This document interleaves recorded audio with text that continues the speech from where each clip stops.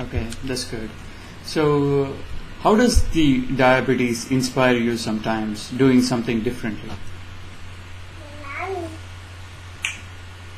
Diabetes inspires me. I would say, it's not diabetes, it's the diabetes online community that inspires me. To hear their stories and to socialize with them online and to meet them in person in real life, it's inspiring.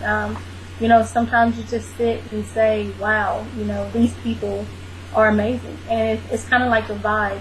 You kind of find a void that's in the community and see what you can do to help fill that void. So, and that's what I did with DSMA. There was something that we were doing on Twitter already, but to bring it together, to have a formal chat about, all things diabetes once a week, it was a void that wasn't there, and it's awesome that, the community rallied behind it and participate every week. Okay. So the other question is, you're a founder of DSMA on Twitter. So how did this idea come up, and how did you make it happen?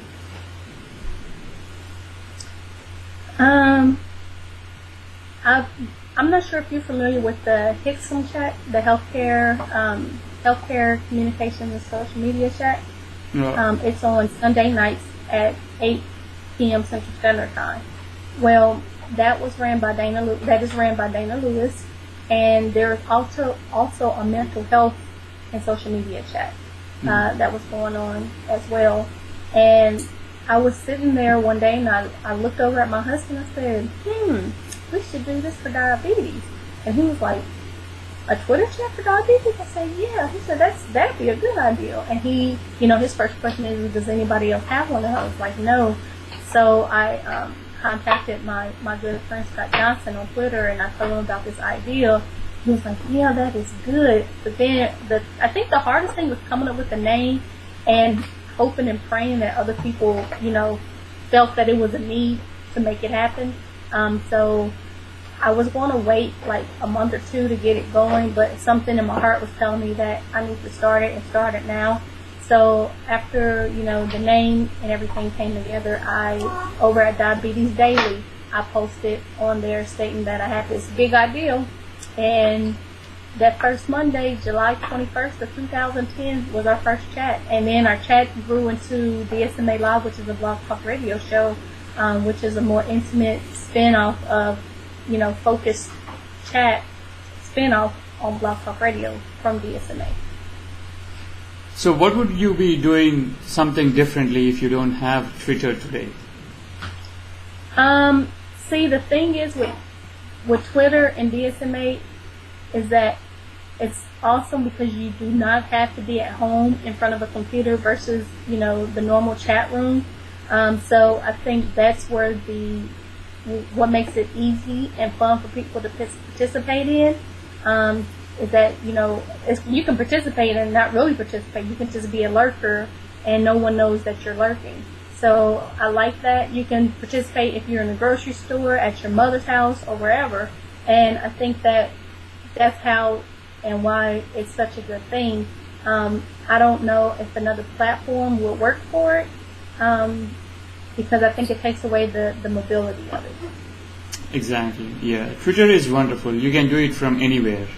Yeah, you can do it from anywhere, and also, if you have, 200 people following you, and then, say the 80 people that participate have 200 people following them, or even just 50 people, to raise awareness or bring diabetes awareness to your followers, even though they have no clue what you're talking about, but to get them interested, unknowingly about the condition that you're living with. I think that's awesome.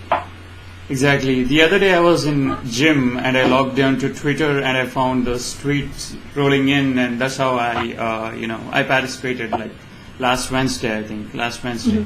Yes. So the other thing is, do you ever feel guilty of diabetes anytime? And how do you deal with that?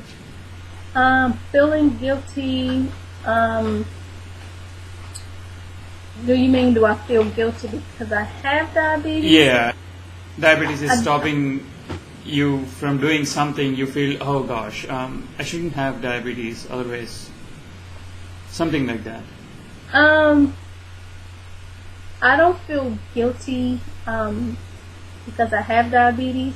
I think I feel more guilty about the food choices that I make sometimes. Like when I want to go to Cold Stone and, I can't really indulge in my ice cream like I want to, or when I go to a birthday party with my daughter and she tries to give me cake and I'm like, I already had a small piece, I can't eat anymore.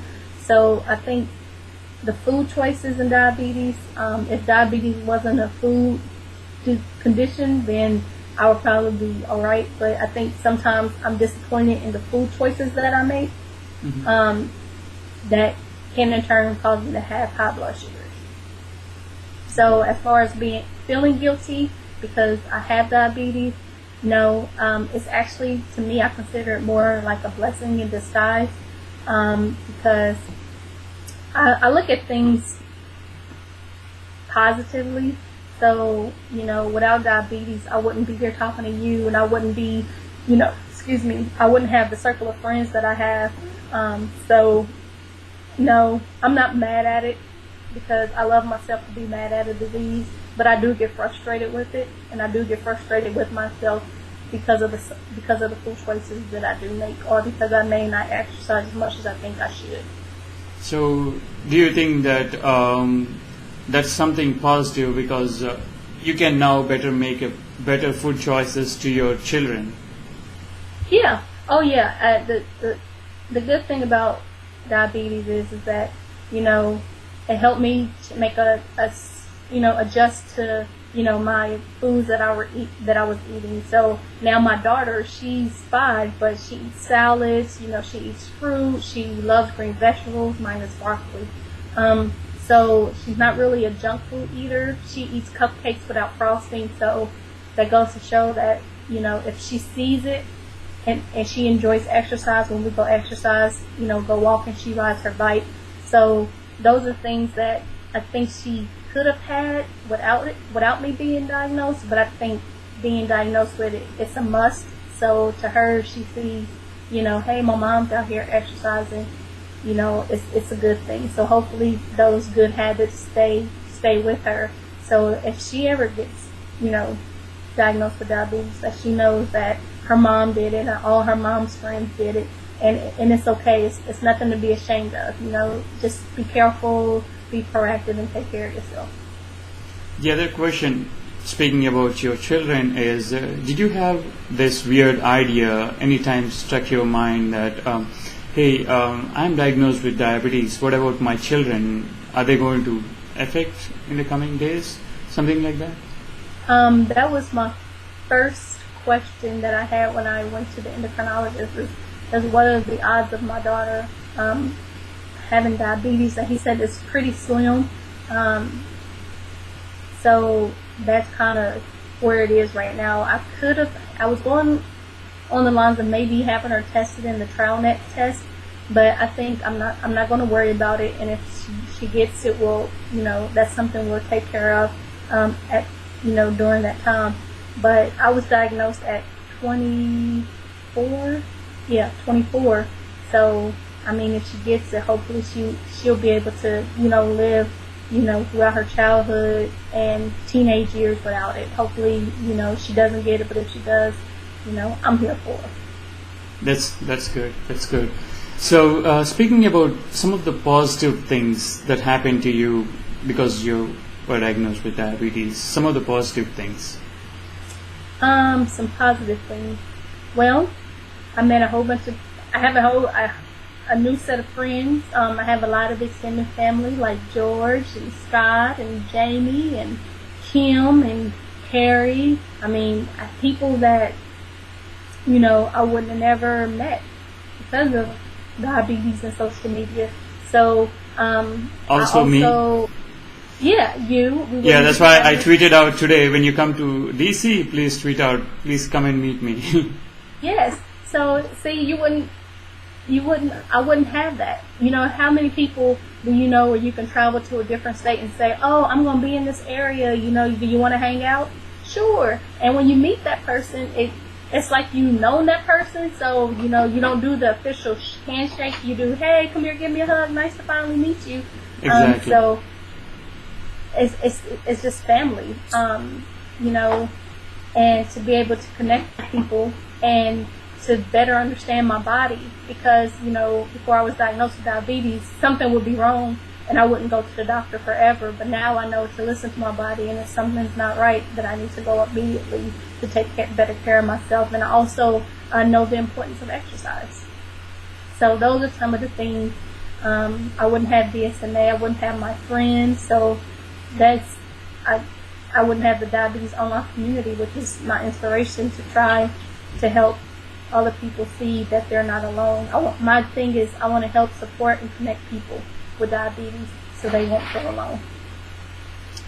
The final question here is, what are some of the positive advice that you want to send out to diabetic community out there? One positive thing that I always say is do not let diabetes steal your joy. No matter how hard your day is going, you can erase it. You can erase and start over the next day. We are not defined by a number. You have diabetes, but guess what? Don't let diabetes stop you, and don't let it steal your joy. So when you're feeling down and out, log on to Twitter, log on to Facebook, find someone from the Diabetes Online community to connect with, so you know that you're not alone. And I don't want to sound cliche, but you can do it. It's 35 million other people that's out there doing it, plus more. So I know you can do it. Just stay positive and kick diabetes in the butt. Let's do it. Thank you, Cherise, for being on the show, and we are really grateful to have you here. Well, thank you so much for having me on the show. I really appreciate it, and I can't wait to continue to watch how you grow your community, and I think this is a fabulous idea that you have. Exactly. Thank you so much. And everyone listening to this show, please go out and follow Cherise, and she's also founder of DSMA. You can log on to the Twitter on Wednesdays from 9 Eastern to 9 to 10. So thank you for watching this show. Bye, Cherise. Bye-bye.